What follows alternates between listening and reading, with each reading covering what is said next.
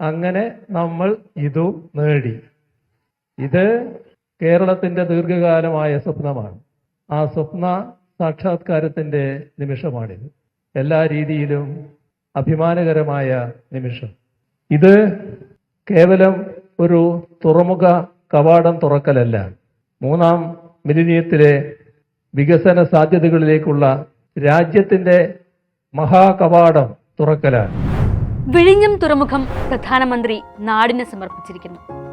2045 മാത്രം പൂർത്തിയാക്കേണ്ടിയിരുന്ന ഒരു പദ്ധതി ഉദ്ദേശിച്ചതിലും 17 വർഷം മുൻപ് 2028 തന്നെ പൂർത്തിയാവുകയാണ്.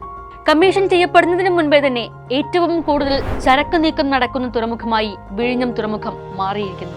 വിഴിഞ്ഞം പദ്ധതി കേവലം ഒരു തുറമുഖം തുറക്കലല്ല, വികസന സാധ്യതകളിലേക്ക് രാജ്യത്തിന്റെ മഹാകവാടം തുറക്കലാണെന്ന് കേരള മുഖ്യമന്ത്രി പറയുമ്പോൾ ആ സ്വപ്ന തീരത്തണയാൻ കേരളം താണ്ടിയ വഴികൾ കേരള ചരിത്രത്തിന്റെ തന്നെ ഭാഗമാവുകയാണ്.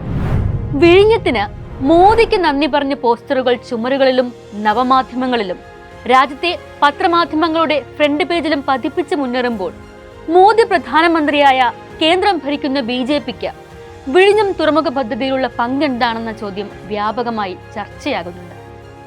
വിഴിഞ്ഞത്ത് കപ്പലോടിയതിന്റെ ചരിത്രം ഭാവിയിൽ കുട്ടികൾ പഠിക്കുമ്പോൾ അതിൽ പിഴവുണ്ടാകരുതല്ലോ. അതുകൊണ്ട് എന്താണ് ആ ചരിത്രമെന്നും അതിൽ ആർക്കൊക്കെ പങ്കുണ്ടെന്നും പരിശോധിക്കാം. വിഴിഞ്ഞത്തിന്റെ ഒന്നാം ഘട്ട നിർമ്മാണ ചെലവ് 8,867 കോടി രൂപയാണ്. അതിൽ 5,595 കോടി രൂപ ചെലവാക്കിയത് കേരളമാണ്. മുഴുവൻ തുകയുടെ 63%. 28% തുക 2,454 കോടി രൂപ ചെലവഴിക്കുന്നത് സ്വകാര്യ പങ്കാളിയായ അദാനി ഗ്രൂപ്പാണ്. ബാക്കി വരുന്ന 9% തുക VGF അഥവാ വയബിലിറ്റി ഗ്യാപ് ഫണ്ടാണ്. അത് 817 കോടി രൂപയാണ്. ഈ തുക ഗ്രാൻഡായി അനുവദിക്കണമെന്നുള്ള കേരളത്തിന്റെ ആവർത്തിച്ചുള്ള ആവശ്യം കേന്ദ്രം അംഗീകരിച്ചില്ല. പകരം പലിശ സഹിതം തിരിച്ചടയ്ക്കാനുള്ള വായ്പയാക്കി നൽകി. VGF നൽകി പലിശ സഹിതം തിരിച്ചു വാങ്ങുന്ന ഇന്ത്യയിലെ തന്നെ ഒരു പദ്ധതി എന്ന ചരിത്രത്തിലേക്ക് നയിക്കുന്നതിൽ മാത്രമാണ് കേന്ദ്രത്തിന് വിഴിഞ്ഞം തുറമുഖ പദ്ധതിയിലെ പങ്ക്. ഫലത്തിൽ കേന്ദ്രം നൽകുന്ന പങ്ക് വട്ടപൂജ്യമാണ്. അതുകൊണ്ടുകൂടിയാണല്ലോ വേദിയിൽ ആൾനിറയും മുമ്പേ സീറ്റ് പിടിച്ച് ഒറ്റക്കിരുന്ന് മുദ്രാവാക്യം വിളിക്കുന്ന BJP പ്രസിഡന്റിനെ മലയാളികൾ ട്രോൾ മെറ്റീരിയലാക്കുന്നു. വിഴിഞ്ഞം അന്താരാഷ്ട്ര തുറമുഖത്തിനായി ആദ്യ നടപടികൾ ആരംഭിക്കുന്നത് 1996-2001 LDF സർക്കാരാണ്. തുറമുഖ നിർമ്മാണത്തിനായുള്ള ശാസ്ത്രീയ പഠനത്തിന് ഒരു സമിതിയെ നിയോഗിച്ചതിലൂടെയാണ് ആ കപ്പലോട്ടത്തിന്റെ ചരിത്രം തുടങ്ങുന്നത്. കുമാർ ഗ്രൂപ്പിനായിരുന്നു അന്ന് പഠനം നടത്താനുള്ള ചുമതല. 2001 വന്ന AK ആന്റണി സർക്കാർ അത് പൂർത്തിയാക്കാതെ ടെൻഡറിലേക്ക് കടന്നത് തിരിച്ചടിയായി. കേന്ദ്രം സുരക്ഷാ അനുമതി നിഷേധിച്ചു. 2006 VS സർക്കാർ അനുമതിക്കായി സമീപിച്ചപ്പോഴും നിഷേധിച്ചു. AK ആന്റണി പ്രതിരോധ മന്ത്രിയായിരുന്ന കാലമാണത്. 2009 VS സർക്കാർ പദ്ധതി പഠനത്തിനായി ഇന്റർനാഷണൽ ഫിനാൻസ് കോർപ്പറേഷനെ നിയോഗിച്ചു. 2010 ടെൻഡർ നടപടിയിലേക്ക് കടന്നെങ്കിലും കേന്ദ്രം വീണ്ടും അനുമതി നിഷേധിച്ചു. 2012 മുതലാണ് പദ്ധതിയിൽ സർക്കാർ നിസ്സംഗത കാണിക്കുന്നു, വിഴിഞ്ഞം പദ്ധതി നടപ്പിലാക്കണമെന്നാവശ്യപ്പെട്ട് അന്നത്തെ പ്രതിപക്ഷമായ LDF പ്രക്ഷോഭ പരിപാടികളിലേക്ക് കടക്കുന്നത്. വിഴിഞ്ഞം മുതൽ പാളയം വരെ നീളുന്ന മനുഷ്യച്ചങ്ങല നടത്തി. വിഴിഞ്ഞത്തെ ആദ്യ കണ്ണി ഇന്നത്തെ മുഖ്യമന്ത്രി പിണറായി വിജയനായിരുന്നു.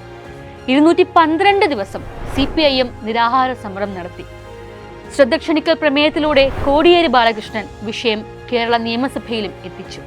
ഭരണകാലം അവസാനിക്കാൻ വളരെ കുറച്ച് സമയം മാത്രം അവസാനിക്കെ 2015 ഓഗസ്റ്റിൽ മുഖ്യമന്ത്രി ഉമ്മൻചാണ്ടി വിഴിഞ്ഞം തുറമുഖത്തിനായി വ്യവസായി ഗൗതം അദാനിയുമായി തിടുക്കത്തിലൊരു കരാർ ഒപ്പുവെച്ചു. കേരളത്തിൽ കരാർ വലിയ കോളിളക്കങ്ങൾ സൃഷ്ടിച്ചു. സംസ്ഥാന താൽപര്യങ്ങൾക്ക് വിരുദ്ധമായ കേരളത്തിന്റെ സമ്പത്തിനെ ഒറ്റുകൊടുക്കുന്ന കരാറെന്നാണ് ആ കരാറിനെ ഇടതുപക്ഷം വിളിച്ചത്. ഉമ്മൻചാണ്ടി അദാനിയുമായി ഒപ്പുവെച്ച ആ കരാർ പ്രകാരം പദ്ധതിയുടെ 60% മുകളിൽ ചിലവഴിക്കുന്ന സർക്കാരിന് BOT വ്യവസ്ഥയിലുള്ള പദ്ധതിയിൽ 20 വർഷം ലാഭവിഹിതം ഇല്ലാത്ത നിലയായിരുന്നു. 21ാമത്തെ വർഷം മാത്രം 1% ലാഭവിഹിതം ലഭിക്കും. പിന്നീട് ഓരോ വർഷവും 1% വീതം അധിക ലാഭവിഹിതം. മാത്രമല്ല, പദ്ധതി പ്രദേശത്തെ 30% സ്ഥലം അദാനിക്ക് മറ്റാവശ്യങ്ങൾക്ക് ഉപയോഗിക്കാമെന്ന വ്യവസ്ഥയും ആ കരാറിലുണ്ടായിരുന്നു. കരാറിൽ നിന്ന് പിന്മാറിയാൽ സർക്കാർ വൻ നഷ്ടപരിഹാരം നൽകണം. 40 വർഷത്തേക്കായിരുന്നു സംസ്ഥാനത്തിന് അധികാരമോ ലാഭവിഹിതമോ ഇല്ലാത്ത ആ കരാർ. 2016 അധികാരത്തിലെത്തിയ പിണറായി സർക്കാർ കരാറിൽ മാറ്റങ്ങൾ വരുത്തി സപ്ലിമെന്ററി കരാറുണ്ടാക്കി നിർമ്മാണ പ്രവർത്തനങ്ങളിലേക്ക് കടന്നു. പുതിയ പദ്ധതി പ്രകാരം സംസ്ഥാനത്തിന് 2034 മുതൽ തന്നെ ലാഭവിഹിതം ലഭിച്ചു തുടങ്ങും. കമ്മീഷൻ ചെയ്യുന്നതിന് മുൻപേ തന്നെ പണി പൂർത്തിയാക്കി ചരക്കു നീക്കം നടക്കുന്ന തുറമുഖമായും വിഴിഞ്ഞം മാറി. 2024 ജൂലൈ 11 ആദ്യ കപ്പലെത്തി. 2024 ഡിസംബർ 3 വാണിജ്യ പ്രവർത്തനം ആരംഭിച്ചു. ഇന്ത്യയിലേക്കുള്ള കണ്ടെയ്നറുകളിൽ 70% മുതൽ 80% വരെ കൊളംബോ തുറമുഖത്താണ് ഇറക്കുന്നത്. അതിൽ 20% മുതൽ 30% വരെ വിഴിഞ്ഞത്തേക്ക് കൊണ്ടുവരാൻ കഴിയും. ഒന്നാം ഘട്ടത്തിൽ തുറമുഖത്തിന് 10 ലക്ഷം കണ്ടെയ്നർ കൈകാര്യം ചെയ്യാനുള്ള ശേഷിയാണുള്ളത്. 15 ലക്ഷം കണ്ടെയ്നർ കൊണ്ടുവരാൻ കഴിയും. വിഴിഞ്ഞം കമ്മീഷൻ ചെയ്യുമ്പോൾ പ്രധാന നേട്ടം നികുതി വരുമാനം കൂടുമെന്നതാണ്. ചരക്കിറക്കുമ്പോൾ അതിന്റെ മൂല്യത്തിന്മേൽ ഇന്റഗ്രേറ്റഡ് GST കൂടി കസ്റ്റംസ് വിഭാഗം ഈടാക്കും. ഇതിന്റെ പകുതി സംസ്ഥാനത്തിനാണ്.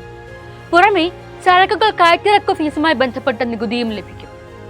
തുറമുഖം കപ്പലുകൾക്ക് നൽകുന്ന മറ്റ് സേവനങ്ങളുടെ ഫീസിലും കപ്പലുകൾ തുറമുഖത്ത് ഇന്ധനം നിറയ്ക്കുന്ന ചില സാഹചര്യങ്ങളിലും സംസ്ഥാനത്തിന് നികുതി ലഭിക്കും.